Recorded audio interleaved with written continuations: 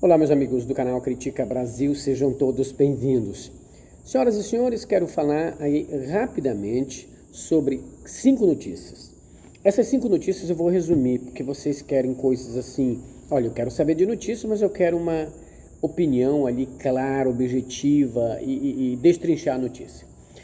Primeiramente, a situação do apagão que teve no mundo todo, apagão cibernético, apagão esse que veio causar paralisação de milhares de voos ao redor de todo o mundo, veio afetar hospitais, comunicação, aparecendo aquela tela azul, que a gente chama tela azul da morte, nos computadores Windows.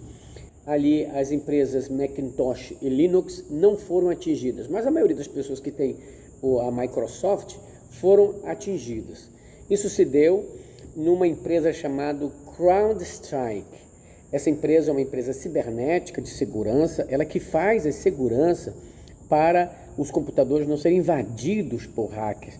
E acabou na atualização de um dos softwares, ocorreu essa situação, que esse software acabou reconhecendo que ali aplicativos bons, que a gente considera normal, eram danosos. E aí houve uma extensa corrida ali para saber o que era, inclusive as bolsas de valores também operaram na loucura, o dólar subiu e a Microsoft em parceria com essa empresa.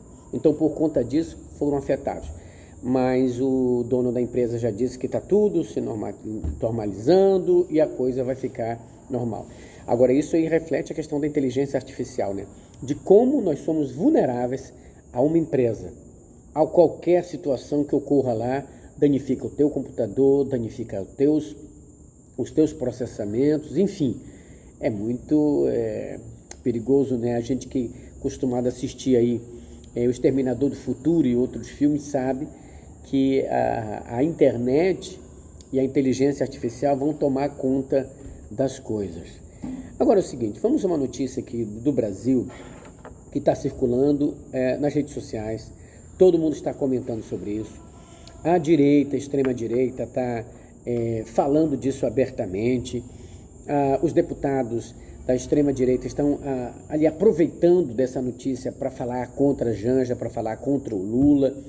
Uma mensagem que foi vazada pelo jornal Metrópole, que diz o seguinte: filho de Lula xinga a Janja em mensagem no WhatsApp. Então, ele conversando com a ex-esposa dele, vocês sabem que ele está com problema com a esposa disse que, a ex, né, disse que ele maltratava, violentava ela e tal. Agora, encontra-se mensagem do empresário Luiz Cláudio Lula da Silva, filho do Lula, xingando a primeira-dama Janja Lula da Silva. Nas mensagens obtidas, né, porque, veja, essas mensagens aí estão na investigação que tratando da violência doméstica, né?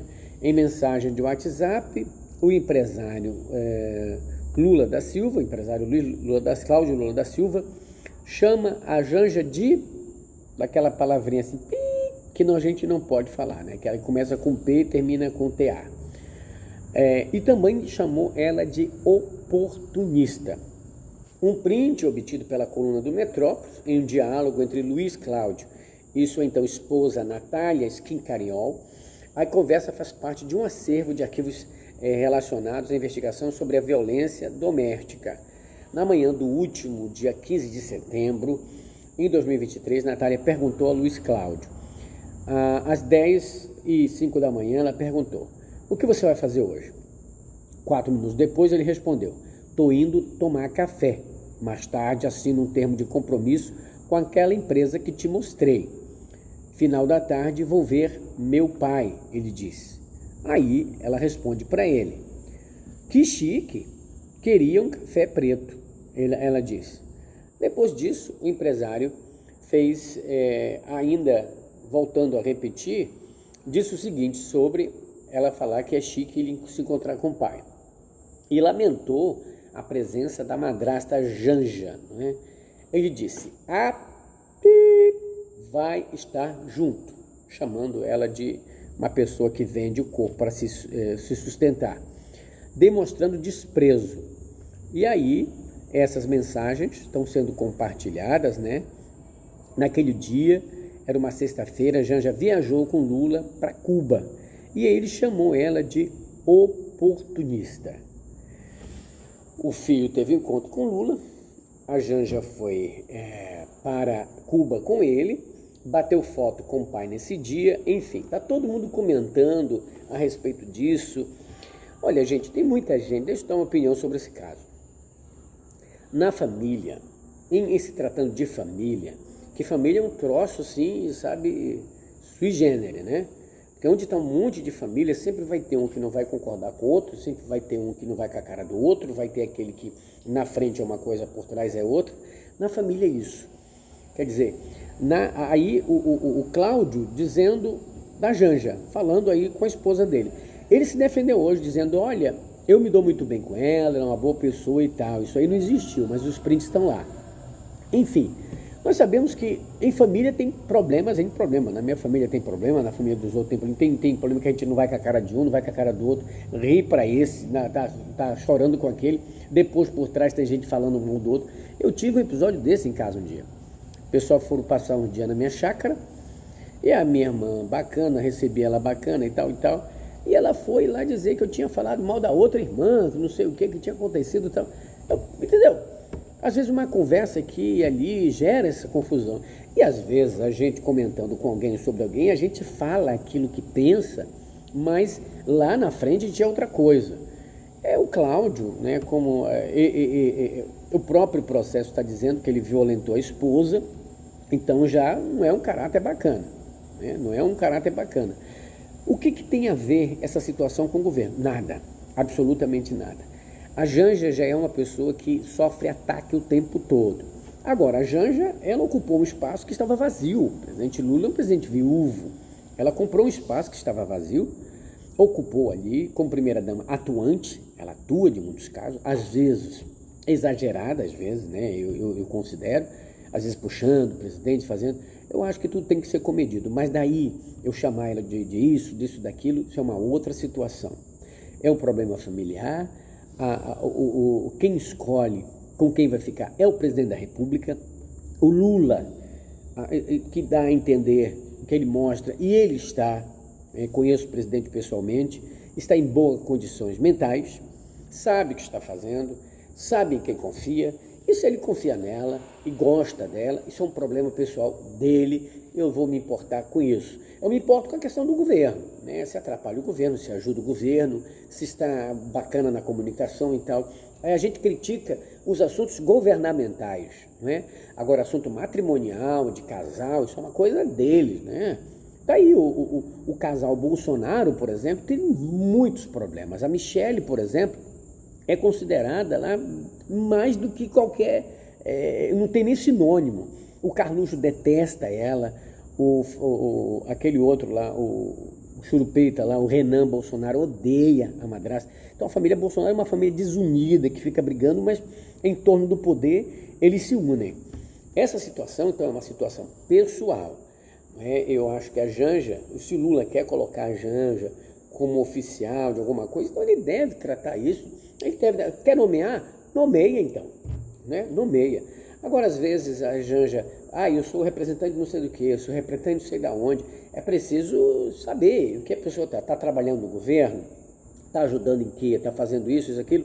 Primeira-dama, não é, tem um destaque. A Janja é daquele tipo da pessoa animada, é um tipo da pessoa atuante.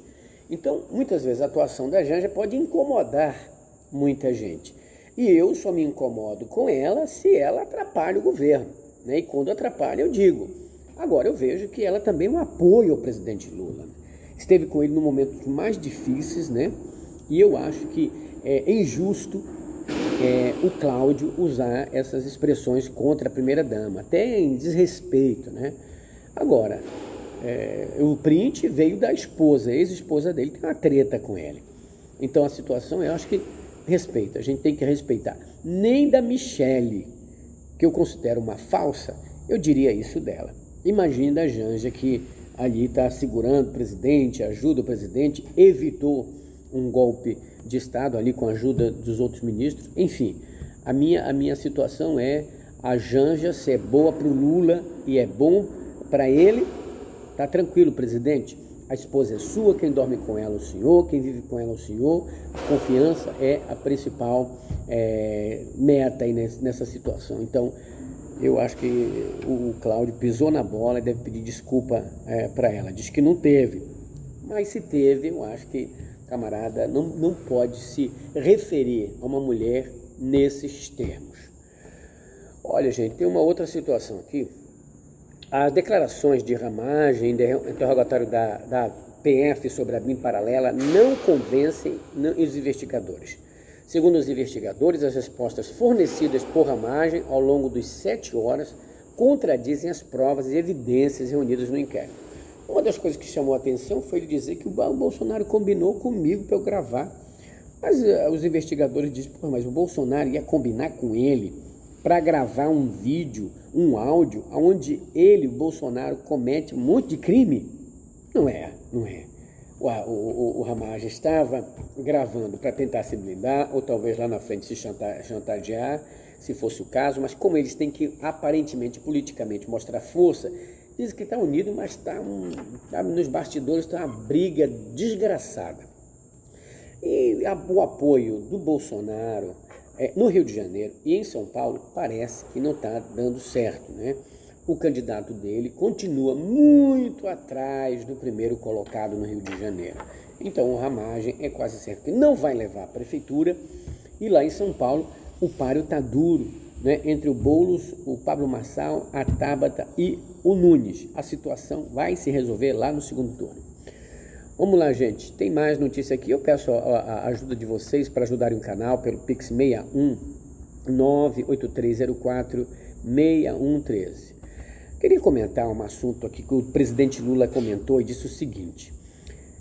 Lula disse hoje, Venezuela elege quem quiser, disse Lula, após o Maduro citar banho de sangue. O presidente da Venezuela, Nicolás Maduro, que de tanto Maduro já virou podre, está enfrentando uma eleição, agora este mês vai ter eleição, para eleger um novo presidente.